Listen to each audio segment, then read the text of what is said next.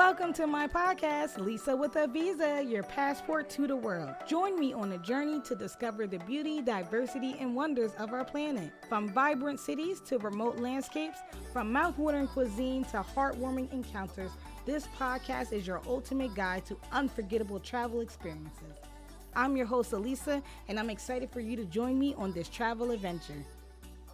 Hey guys, welcome back to another episode of my podcast, Lisa with a Visa, where I discuss all things travel. So on this episode, we are going to be talking about my review of the Barcelona portion of my trip with EF Ultimate Break, where I went to London, Paris, and Barcelona. So overall, I would give this part of the trip a 7 out of 10, and I'm going to name the good parts first. So number one, I love that we left from CDG, which is Paris's airport, to BCN free of hassle. I did not have to check into a flight. I didn't have to worry about luggage. I didn't have to worry about anything. All I did was show up to the airport via car that was provided by EF, so I didn't even have to worry about getting to the airport. And I just showed up. I gave my bags to my tour director, and she put everything on the conveyor belt, and I sat my ass down and waited until my flight was ready. So the flight took about 2 hours. Another thing I hate long ass flights, so that was great. 2-hour flight. And when we got there, it was around 2 p.m. It was super hot, so our tour director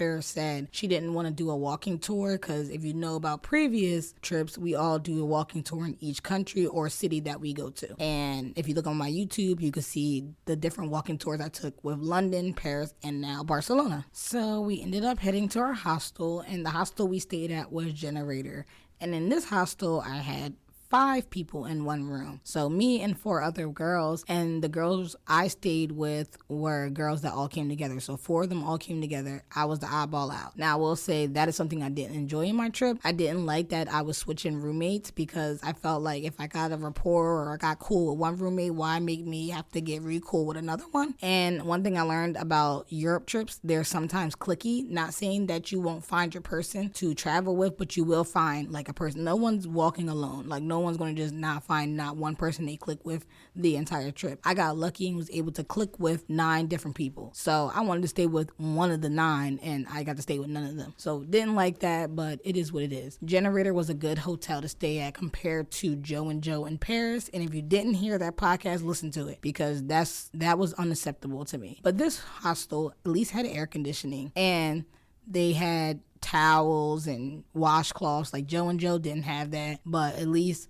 this hostel did. And the thing I didn't like was that there was no covers or comforters, so you had to wrap up in a sheet. But luckily for me, I always carry a blanket with me so I can wrap up on the plane. I brought that to Spain, obviously, and that's what I was using while everybody else freeze their asses to death. So what I loved the most was, like I said, it was free of hassle. I was able to get to the airport, no problem. I was able to get on my flight, no problem. Everything was handled through my tour director. I did not have to do anything. What I loved was the weather in Spain is so nice, and I went the first week of September, right after the heat wave that the world for some reason was experiencing. But it was really nice in Barcelona. It was actually cooler in Barcelona than it was in Paris because of that heat wave. Like, it was so fucking hot. But in Barcelona, the weather was cool, and there's beaches in Barcelona. So, you know, when you're closer to the water, it's a little more breezier than when you're in a city. So it was nice. I love the fact that we were able to get on a yacht. That wasn't included, but we went and booked our own excursion on the final day and went on the yacht. The excursions that are included in the Barcelona tour is the Sagrada La Famille. That was a great tour to experience. I loved walking through the church that wasn't built completely until,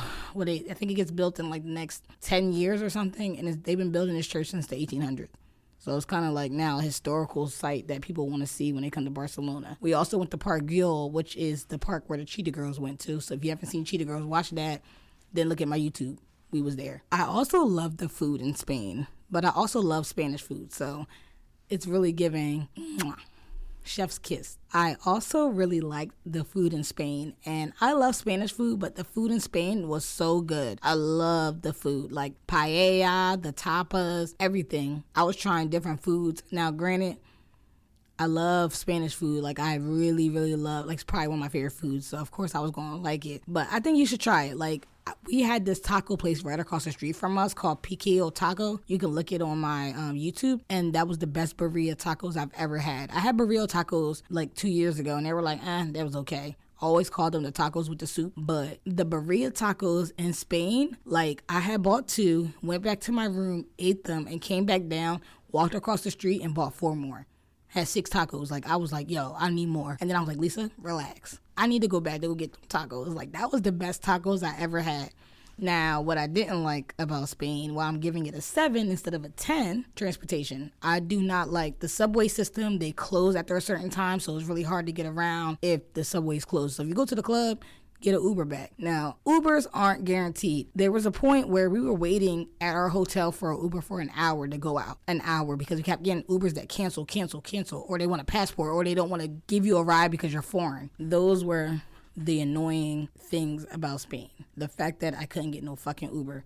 Like, why am I not being able to get an Uber? I can barely ride the damn metro. Can't get an Uber. But, like I said in previous podcasts, EF supplies the metro cards. So we got a metro card in London, we got a metro card in Paris, and now in Barcelona. Did we use the metro card? A little bit. We rode the bus with the metro card because we left the beach and couldn't get an Uber back to the hotel. Hostel. So we ended up catching the bus, and our metro cards worked for the bus. So we're like, cool. We got on the bus, rode the bus all the way back to our hostel by using Google Maps. But Ubers are like really bad in Spain. So if you're not comfortable riding the subway or public transportation, I suggest you hit them feet and start marching, because it is really difficult to get around in Spain. And it might have been just during that time because it was still summer, so maybe it was a lot of people. I don't know if you visit Spain another time. Maybe when I go back I can give you a better review. But that time it was like Ubers were canceling so much. It was really hard to get around. So we ended up just catching public transportation, and sometimes we would catch the subway when we were doing group trips, but most times we were just walking. But we were in an area where we were around everything, like food, clubs, bars, everything was around us, so it was really easy to get around. We even went to this bar called Dow Jones, and this bar was like a stock market bar. So whenever the stock market dropped, the drinks dropped, and you can watch the stock market on the screen and then get your drink. It was really cool. Like the bars and the clubs in Barcelona were friendly to foreign people, unlike France. Well, unlike Paris, I'll say, because I heard not all of France is nationalist piece of shits. Some parts of France are really nice, but it was really nice in Barcelona. I didn't like that they had such a heavy pickpocketing problem. I think that's another reason why I couldn't give it a 10 out of 10. Like, it was really hard to control and make content out there. You could tell by my YouTube, some of the parts are cut because we weren't allowed to really use our phones too much because it's a heavy pickpocketing problem. For instance, we were leaving a restaurant one night, me and 2 other girls. It was 3 of us all together. We're like recording, taking pictures, just doing touristy things. And this lady runs up behind us and she's like, put your fucking phones away. Put your fucking phones away. And we're like, what? Who the fuck are you talking to, first of all? But she was like, listen, it's a heavy pickpocketing problem here. You guys are tourists, and I get it. You guys like seeing what you want to see, and you want to record, but you cannot have your phone out. You will get it snatched. Put it away. And then she ran off on a skateboard. Now, a lot of people in Barcelona skateboard, so she was kind of saying, pickpocketers can come, snatch your phone, and skateboard away. They're on wheels, you're on foot. The likelihood of catching them is not as likely as it is if you just put your phone away. However, our tour director did tell us that the pickpocketing problem in Spain is really bad. So she did warn us. She told us on one trip they were in the subway. One of the girls on her last tour was recording, and somebody came up in the skateboard, snatched her phone out her hand, and just skateboarded away. There's nothing she could do but cry. So I was like, okay, keeping my phone out. So I couldn't really record as much, which sucks because it's like, why do y'all steal? Like, what is that? Why is that a problem? And a lot of people before I even went to Europe were telling me, like, in Europe, they steal. But when I was in London, no one did that. It was super safe. It was nice. The most I ever seen was someone get jumped in London. And when they got jumped, that was it. They got jumped, they got up, and they walked away. It was nothing else after. Versus in the U.S., if you get jumped sometimes, is next. So that's the difference. But like I said, it was a very heavy pickpocketing problem. People weren't even outside with their phones as much. So I was like, you know what? I don't see nobody else recording. I'm gonna put my phone away. But I did get some good footage. You guys can check that on my YouTube. I am Lisa with a Visa. So like I said, our first day we flew in from CDG to BCN, which was Paris to Barcelona, and then we did our walking tour that night. Then we went out to eat. Some girls didn't go out to eat because they went to a cooking class. Our cooking class was, well, I didn't go to cooking class, but the cooking class was an excursion that was added on by our tour director, not by EF. So our tour director came up with this and decided to give us the option of doing a paella cooking class.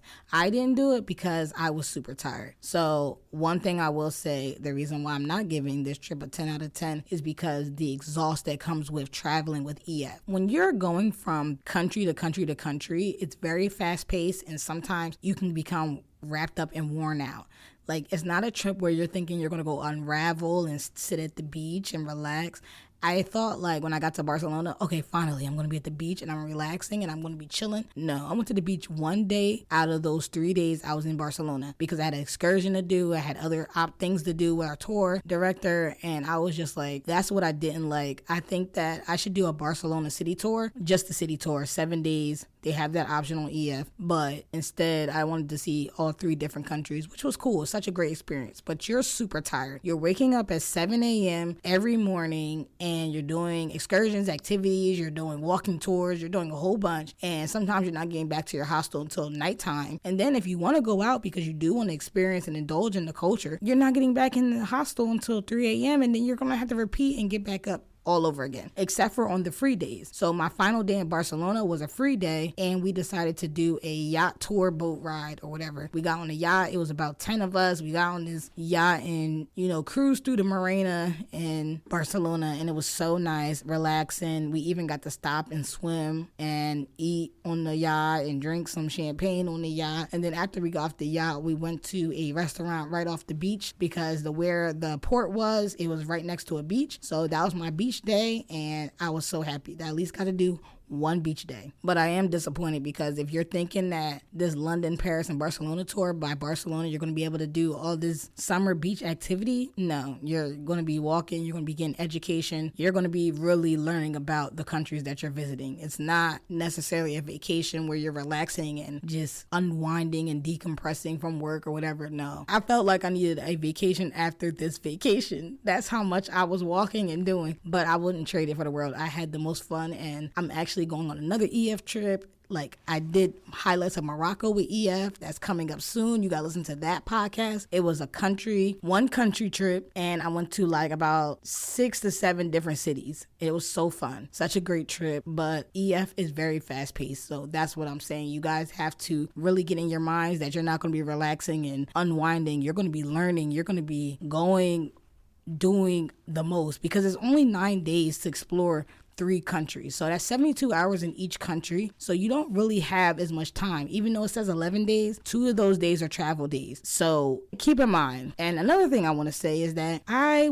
hate booking my flights with EF because they give you the cheapest flights they could find, and you have like 24 hours to get home. Like, you don't get home until nighttime. I left Barcelona at 9 a.m. and I didn't get home until 10 p.m. Barcelona is only 7 hours away from the fucking U.S. But because I took the cheap route by booking with EF, I had to catch flights that had layovers. So it was like very annoying, I will say. I hate layovers, and I felt like my layover was in Atlanta, which was stupid because you're flying past Philadelphia. Just dropped me off. That's how I felt. It was the worst flight in the world. I was so uncomfortable. I couldn't sleep. I think that was the worst flight I ever taken in my life, from Barcelona to PHL, with EF Ultimate Break. And which is why my next trip I'm taking in a few weeks, I am not letting EF book my flights. I'm booking my own flights. Now, granted, I did forget that I had this trip, so I didn't really save up properly. I'm also buying a house, so please bear with me.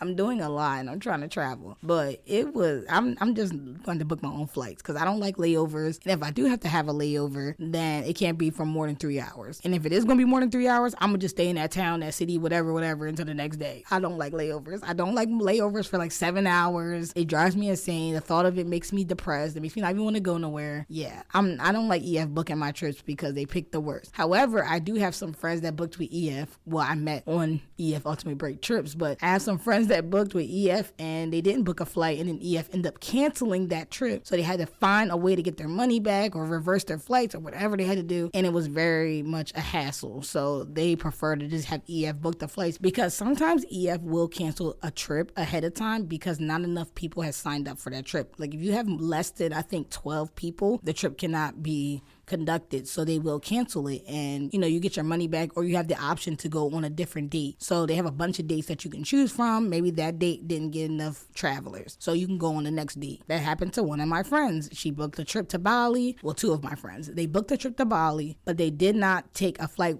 from EF because they know EF takes the worst flights they could find, and the trip ended up getting canceled, but they already booked their flight, so they had to figure out how to get their money back or to change over.